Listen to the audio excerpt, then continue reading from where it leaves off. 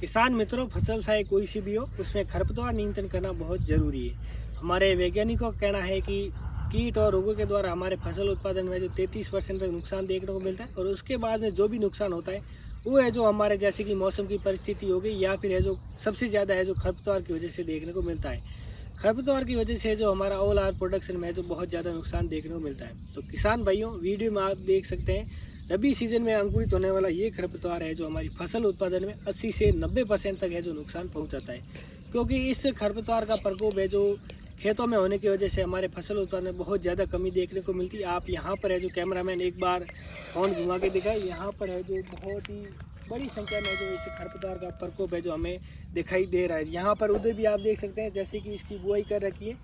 आपको है जो गेंदा अपना जो मैरीगोल्ड होता है उसकी तरह है जो ये फूल प्रतीत होता है। देखने में तो ये बहुत ही सुंदर होता है, लेकिन ये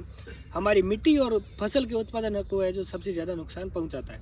तो किसान मित्रों नमस्कार, मैं KR Saini agri information YouTube channel पर आपका स्वागत करता हूं। अभी तक आपने है जो हमारे यूट्यूब चैनल को सब्सक्राइब नहीं किया है तो चैनल को सब्सक्राइब करें और इस वीडियो को है जो दूसरे किसान भाई तक जरूर शेयर करें। तो किसान मित्रों, अब बात करते हैं इस खरपतवार को कंट्रोल करने की। सबसे पहले पहचान की बात करें तो आप है जो इसको आसानी से है जो इसको पहचान कर सकते हैं, और इसमें है जो एक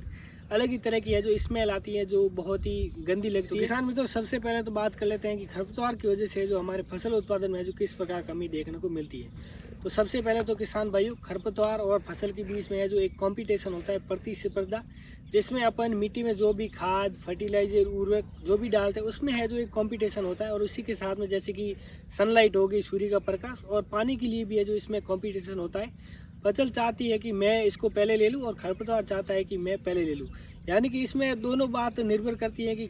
अच्छे फसल मतलब उत्पादन के लिए जो खरपतवार होना भी ज़रूरी है और नहीं होना भी ज़रूरी है। अगर ज़्यादा मात्रा में है जो खरपतवार है तो हमारे फसल उत्पादन में बहुत ज़्यादा नुकसान देखने को मिलता है, लेकिन कम संख्या में जो खरपतवार है जिसकी वजह से हमारी क्रॉप की जो फसल की जो ग्रोथ है वो भी बढ़िया होगी। तो इसमें है जो भोजन के लिए भी प्रतिस्पर्धा होती है, जिसकी वजह से है जो फसल उत्पादन में नुकसान देखने को मिलता है। क्योंकि अपन जो भी खाद, फर्टिलाइजर, उर्वरक जो मिट्टी में डालते हैं उसको है जो फसल से पहले जो खरपतवार है इसकी संख्या मतलब इसकी जो ग्रोथ है वो भी फसल से पहले है जो बढ़ जाती है, जिसकी वजह से है जो ये फसल को उस जो पोषक तत्व है वो ग्रहण नहीं करने देता और खुद कर लेता है, जिसकी वजह से भी उत्पादन में कमी देखने को मिलती है। अब बात करते हैं इसके कंट्रोल की। तो इस खरपतवार या फिर जैसे दूसरा खरपतवार उसको भी कंट्रोल करने के लिए आप जैसे कि रबी सीजन का कोई भी खरपतवार हो गया, वो जो आपके एरिया में या फिर आपकी ज़मीन में बहुत ज़्यादा है, तो वहाँ पर आप है जो सबसे बढ़िया क्रॉप है अपनी गेहूँ की फसल, वीट की, उसको है जो आप क्रॉप रोटेशन में लगाए और फसल को है जो लगातार, जैसे कि आपने इस एरिया में है जो गेहूं की फसल लगाई है या फिर जीरा की फसल लगाई है, तो एक ही फसल को है जो आप एक ही जगह पर है जो हर साल मत लगाइए, यानी कि क्रॉप रोटेशन लीजिए। इस बार आपने इस एरिया में है जो गेहूं की फसल लगाई है तो अगली बार है जो आप जीरा की फसल, ईसबगोल की फसल,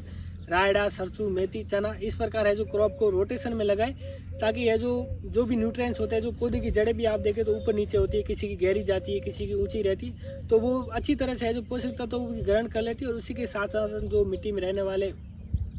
जो मिट्टी के रोग है या फिर कीट है वो भी है जो खत्म हो जाते हैं। और उसी के साथ साथ अपन क्रॉप रोटेशन लेते हैं तो अपन कोई भी है जो खरपतवार को कंट्रोल आसानी से कर सकते हैं। तो गेहूं की फसल है जो आप इस खरपतवार को कंट्रोल करने के लिए जो आप क्रॉप रोटेशन में लगाए तो आपको है जो बहुत बढ़िया है जो रिजल्ट देखने को मिलते हैं। और उसी के बाद में अपन बात करें कि जैसे कि अपने आज दूसरी फसल लगाइए और इस खरपतवार का जो प्रकोप बहुत ज़्यादा है, तो गेहूँ के अलावा है जो दूसरी खड़ी फसल में है जो इस खरपतवार को कंट्रोल करना बहुत ही मुश्किल है। जब अपन है जो फसल को ले लेते हैं उसके बाद अपना खेत खाली हो जाए उस समय है जो मिट्टी में प्रॉपर नमी बनाए, आप फुहार से पानी दे दे, मिट्टी में नमी आ जाए, उसके बाद में आप है जो 240 ग्लाइफोसेट जो मार्केट में जो राउंड अप के नाम से आती है, या फिर पैराक्वेट या फिर डाइक्वेट, इसे चारों में से किसी एक है जो आप स्प्रे कर सकते हैं, या फिर है जो फुहारों के साथ में दे दे, जिससे ये खरपतवार जो पूरी तरह से यानी कि ऊपर से लेकर जड़ तक है जो ये पूरी तरह से सूख जाता है। और उसके बाद में अपने आसपास के खेत देख ले, जो दूसरे किसान भाई उनका खेत भी खाली होना चाहिए, और हवा को ध्यान में रखते हुए यानी कि हवा बंद हो उस समय है जो मतलब स्प्रे कर लिया, उसके बाद में ये पूरी तरह से जल जाए, सूख जाए, उसके बाद में है जो आप इसमें आग लगाएं, ताकि ये जो खरपतवार है इसकी जड़, तना, पत्ती, जो बीज है वो पूरी तरह से है जो आग में जलकर नष्ट हो जाए।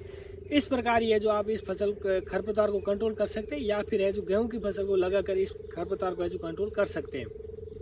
तो आग लगाकर है जो इस खरपतवार को आप पूरी तरह से खत्म कर सकते हैं। तो किसान मित्रों, खेती बाड़ी की ऐसी जानकारी के लिए हमारे इस चैनल को सब्सक्राइब जरूर करें और इस वीडियो को जो दूसरे किसान भाई तक जरूर शेयर करें। धन्यवाद।